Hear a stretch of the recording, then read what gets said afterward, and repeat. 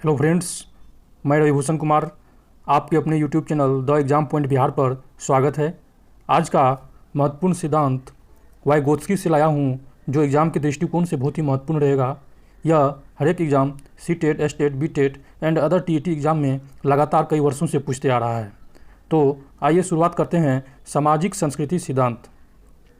Vygotsky का यह सिद्धांत एग्ज़ाम में हमेशा 1 या 2 नंबर का पूछता ही है। तो आइए बिना कुछ देरी किए हुए शुरुआत करते हैं महत्वपूर्ण टॉपिक। आपको स्क्रीन पर यह एक वैज्ञानिक का आपको इमेज दिख रहा है। यह वैज्ञानिक रूस के थे और उन्होंने सामाजिक संस्कृति सिद्धांत का प्रतिपादन किया। तो इन्होंने सामाजिक संस्कृति सिद्धांत का प्रतिपादन किया और इसमें कुछ थ्योरी दिए। मैं आज उस पर बात करूंगा जो एग्ज़ाम में 1 या 2 नंबर का पूछता है। इन्होंने यह सिद्धांत बताता है, जो सिद्धांत दिए थे, यह सिद्धांत बताता है कि बच्चा अपने सोसाइटी और संस्कृति में अंतःक्रिया करके सीखते हैं। अंतःक्रिया के बाद विकास होता है। यह सिद्धांत बताता है कि बच्चे अपने सोसाइटी और संस्कृति कल्चर अंतःक्रिया करके सीखते हैं, यानी सामाजिक अंतःक्रिया के बाद विकास होता है। यानी कि जीन पियाजे का कथन जो था इनके विपरीत थे, लेकिन वाइगोत्स्की का जो सिद्धांत था ये बोलता है कि बच्चे जो है वो समाज से सीखते हैं। लेकिन पियाजे का कथन था कि पहले बच्चा का विकास होता है, फिर ये सीखते हैं, यानी कि अधिगम होता है इनका।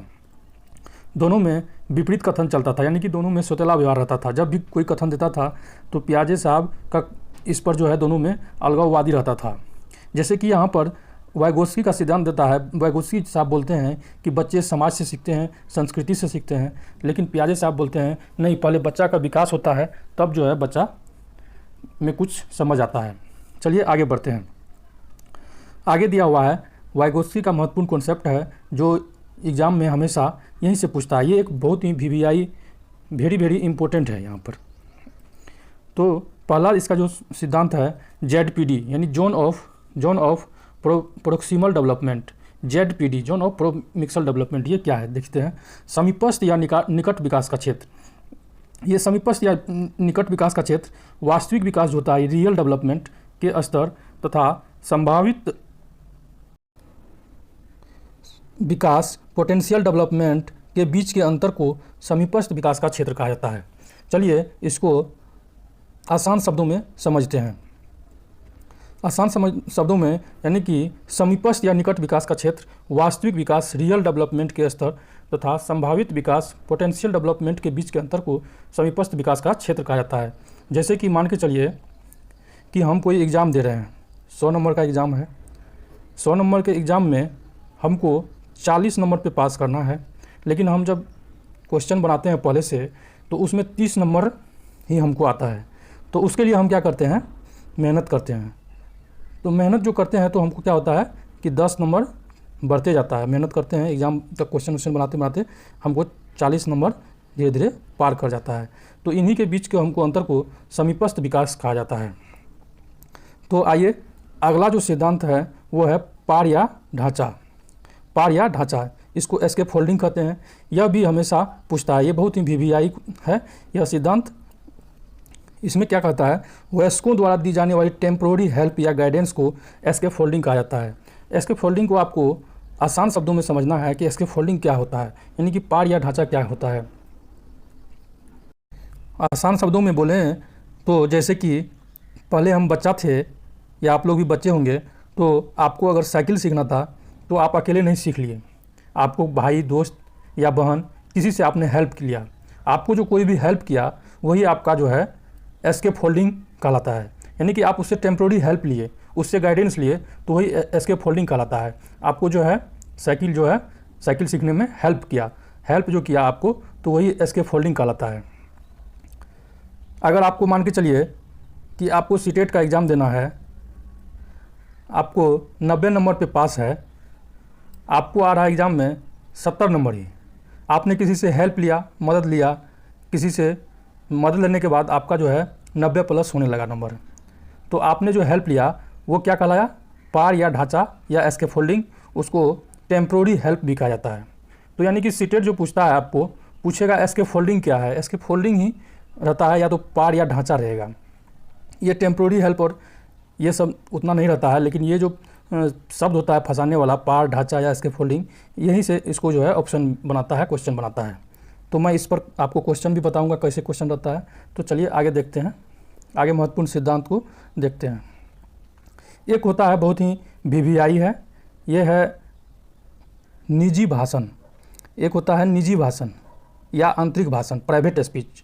इसमें क्या होता है, ये आप जो बच्चा को देख रहे हैं, ये अगर कोई काम कर रहा है या खेल रहा है तो अपने आप में कुछ बड़बड़ाता है या बोलते रहता है, तो उसी को कहते हैं निजी भाषण या आंतरिक भाषण या प्राइवेट स्पीच।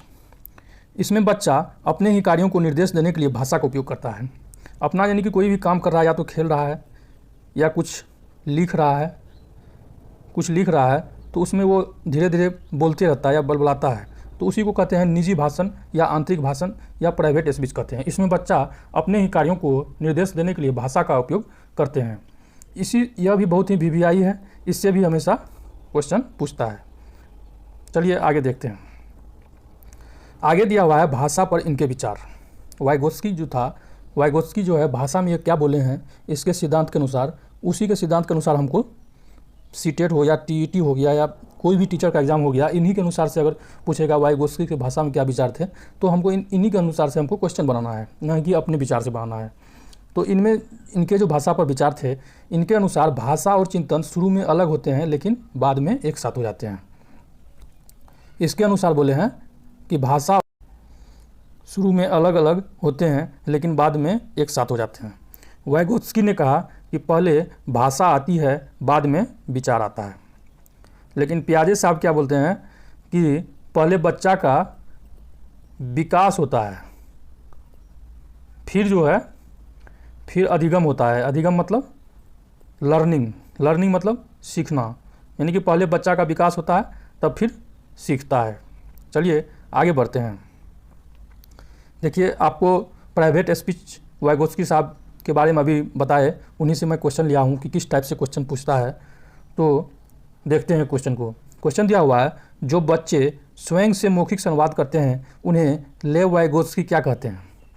पहला ऑप्शन दिया हुआ है समस्यात्मक वार्ता, दूसरा दिया हुआ है अहम केंद्रित वार्ता, तीसरा दिया हुआ है व्यक्तिगत वार्ता, चौथा दिया हुआ है भ्रांत वार्ता। तो मैंने आपको बताया प्राइवेट स्पीच से कि बच्चा जो है कोई काम करता है तो अपने आप में बड़बड़ाता है, बोलता है कुछ काम करते वक्त, तो उसको कहते हैं प्राइवेट स्पीच कहते हैं। तो उसके लिए ये ऑप्शन हो जाएगा व्यक्तिगत वार्ता। चलिए आगे देखते हैं, आगे का क्वेश्चन देखते हैं। इसमें क्वेश्चन दिया हुआ है, निम्नलिखित में से कौन सा वाइगोत्स्की के सामाजिक सांस्कृतिक सिद्धांत पर आधारित है? पहला दिया हुआ है सक्रिय अनुकूलन, दूसरा दिया हुआ है पारस्परिक शिक्षण, तीसरा दिया हुआ है सांस्कृतिक निरपेक्ष संज्ञानात्मक विकास, चौथा दिया हुआ है अंतर्दृष्टिपूर्ण अधिगम। इसमें क्वेश्चन को समझना जरूरी है। जैसे कि क्वेश्चन दिया हुआ है, निम्नलिखित में से कौन सा वाइगोत्स्की के सामाजिक संस्कृति सिद्धांत पर आधारित है? तो इसमें क्वेश्चन जो दिया हुआ है कि सामाजिक संस्कृति सिद्धांत पर आधारित है, इसमें कुछ क्वेश्चन को चेंज भी कर सकता है। क्वेश्चन जैसे कि दे देगा कि सामाजिक संस्कृति सिद्धांत का प्रतिपादन किस मनोवैज्ञानिक के द्वारा किया गया, यानी कि सामाजिक संस्कृति सिद्धांत का प्रतिपादन किस मनोवैज्ञानिक के द्वारा किया गया। और कुछ चेंज कर सकता है कि लेव वाइगोत्स्की किस देश के वैज्ञानिक थे, लेव वाइगोत्स्की किस देश के मनोवैज्ञानिक थे। इस तरह से आपको जो है क्वेश्चन को अपने आप बनाना है। तो आपको मैं क्वेश्चन बता रहा हूँ कि इसमें क्वेश्चन पूछा है कि निम्नलिखित में से कौन सा वाइगोत्स्की के सामाजिक संस्कृति सिद्धांत पर आधारित है। पहला दिया हुआ है सक्रिय अनुकूलन, दूसरा दिया हुआ है पारस्परिक शिक्षण, तीसरा दिया हुआ है सांस्कृतिक निरपेक्ष संज्ञानात्मक विकास, चौथा दिया हुआ है अंतर्दृष्टिपूर्ण अधिगम। आपको लेव वाइगोत्स्की जो है पारस्परिक शिक्षण पर ध्यान देते हैं। पारस्परिक शिक्षण मतलब हुआ कि आपको साथ साथ सहयोग के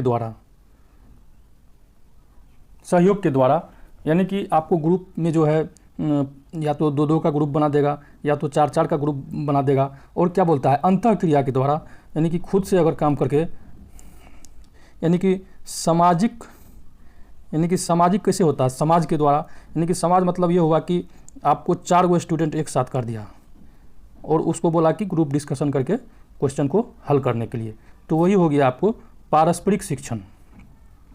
पारस्परिक शिक्षण जो है इसका आंसर हो जाएगा। तो चलिए अगला क्वेश्चन देखते हैं। क्वेश्चन दिया हुआ है, अध्यापिका ने ध्यान दिया कि पुष्पा अपने आप किसी एक समस्या का समाधान नहीं कर सकती, फिर भी वह एक वयस्क या साथी के मार्गदर्शन की उपस्थिति में ऐसा करती है। इस मार्गदर्शन को क्या कहते हैं?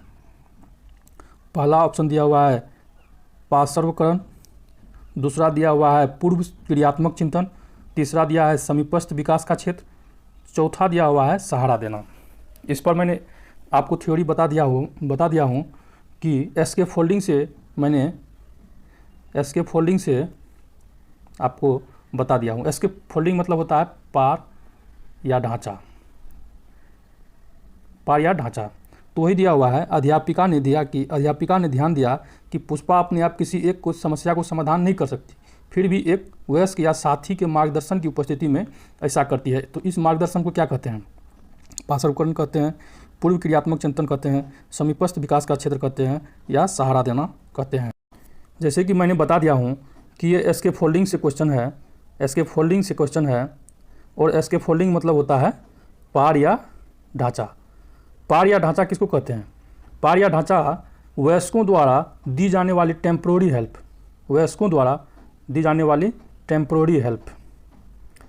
हेल्प को हम पार या ढांचा कहते हैं। आपको जो कुछ मार्गदर्शन मिल गया, किसी दोस्त साथी या आपसे बड़े या आपसे छोटे से भी कुछ आपको मार्गदर्शन मिल गया, उसी को एसके फोल्डिंग कहते हैं। एसके फोल्डिंग जो होता है उसको हिंदी में सहारा देना भी कहते हैं। तो इसका ऑप्शन डी सही हो जाएगा। एसके फोल्डिंग भी इसको बोल सकते हैं। आपको एग्जाम में ऑप्शन चेंज करके देगा, आपको वह चेंज कर देगा। इसको पार या ढांचा भी कहते हैं, या टेम्पोररी हेल्प भी कहेंगे, या गाइडेंस कहेंगे। चलिए अगले क्वेश्चन को देखते हैं। अगला क्वेश्चन दिया हुआ है, वाइगोत्स्की बच्चे को सीखने में निम्नलिखित में से किस कारक की महत्वपूर्ण भूमिका पर बल देते हैं? सामाजिक, अनुवांशिक, नैतिक, शारीरिक। तो इसमें आपको सही ऑप्शन चूज करना है। यहाँ पर वाइगोत्स्की से जब भी क्वेश्चन आएगा तो वाइगोत्स्की ने महत्वपूर्ण थ्योरी दिया था कि सामाजिक सांस्कृतिक सिद्धांत। तो इसमें समाज से संबंधित जितना भी रहेगा आपको उसमें ये ऑप्शन सही हो जाएगा। वाइगोत्स्की का यह सिद्धांत बताता है कि बच्चे जो है समाज से सीखते हैं। वाइगोत्स्की में हमेशा समाज आ जाएगा, समाज से सीखते हैं। समाज में आपको परिवार भी हो सकता है, स्कूल हो जाएगा, दोस्त यार हो जाएगा, और परिवार समाज में आपको मम्मी पापा भी हो जाएगा। ये सबसे बच्चा क्या होता है कि सीखता है। तो इसके लिए ऑप्शन नंबर ए सही हो जाएगा। वाइगोत्स्की साहब हमेशा सामाजिक संस्कृति सिद्धांत की बात करते हैं, तो इसीलिए आपका पहला ऑप्शन सही हो जाएगा।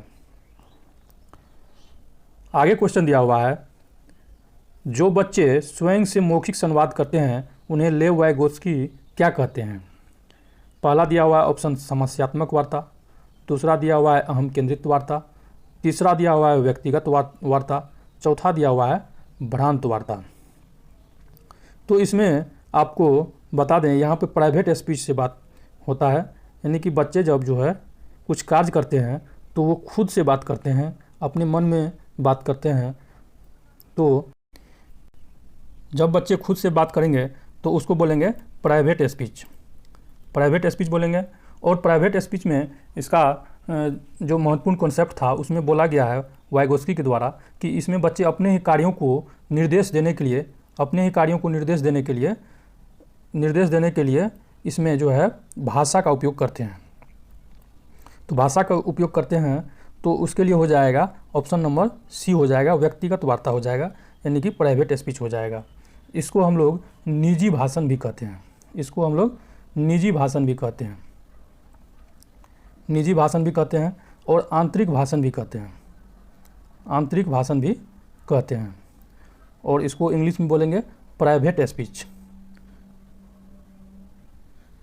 भी बोलेंगे। तो इसके लिए ऑप्शन नंबर सी सही हो जाएगा।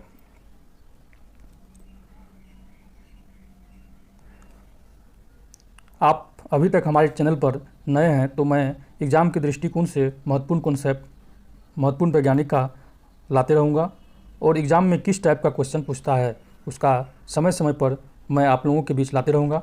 तो इसीलिए आप अगर हमारे चैनल पर नए हैं तो हमारे चैनल को लाइक एंड सब्सक्राइब करें। आज के लिए बस इतना ही। जय हिंद।